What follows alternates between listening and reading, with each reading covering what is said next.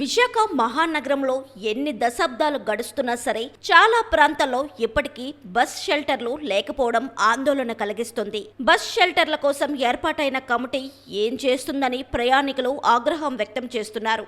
RTC, GVMC మధ్య సమన్వయం లేకపోవడం సిటీ బస్ ప్రయాణికుల పట్ల శాపంగా మారింది.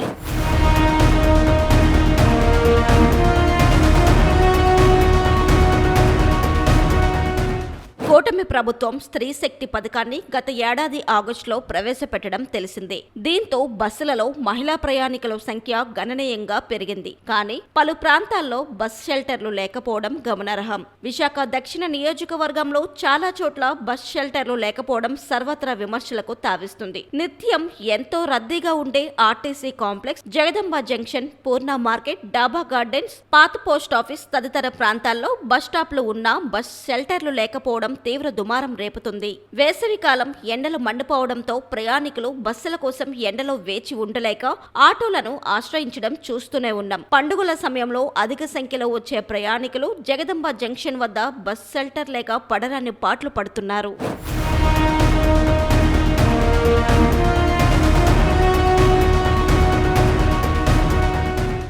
విశాఖ తూర్పు నియోజకవర్గంలో సైతం పలు చోట్ల బస్ షెల్టర్లు లేనేలేవు. ఎంవీపీ కాలనీ 14 బస్టాప్, సమతా కళాశాల, Rythu Bazar road, Pedawaltair, Waltair depot, MVP bus station తదితర ప్రాంతాల్లో బస్ షెల్టర్లు లేవు. నగరానికి ఇతర ప్రాంతాల నుంచి వచ్చే ప్రయాణికులు బస్ షెల్టర్లు లేక బస్ స్టాప్లు ఎక్కడ ఉన్నాయో తెలియక గందరగోళానికి గురవుతున్నారు. ఇక బీఆర్టీఎస్ మార్గం అవస్థలు మరోలా ఉన్నాయి. బుల్లయ్య కళాశాల బస్ షెల్టర్ రోడ్డు మధ్యలో వృధాగా పడి ఉంది. ఇక్కడ బస్టాప్ ను పెట్రోల్ బంక్ వద్దకు కొన్నాళ్ల క్రితం మార్చడం తెలిసిందే. దీంతో ప్రయాణికులు, విద్యార్థులు పడరాని పాట్లు పడుతున్నారు. విశాఖ సిటీలో ప్రతిరోజు 665 బస్సులు 4.5 లక్షల మంది ప్రయాణికులను గమ్యానికి చేరుస్తున్నాయి. ఏసీ గదుల్లో ఉండే ఆర్టీసీ అధికారులకు ఎండలో ప్రయాణికులు పడుతున్న కష్టాలు తెలియడం లేదనే చెప్పాలి.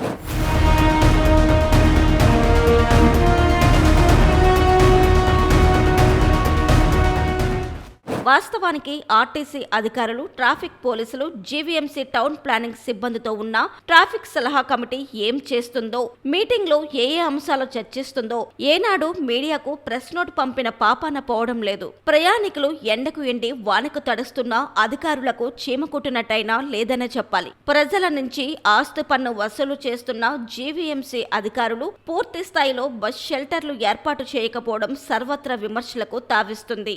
గత వైసీపీ సర్కార్ పాత బస్ షెల్టర్ స్థానంలో ఆధునిక షెల్టర్లు ఏర్పాటు చేయడం తెలిసిందే.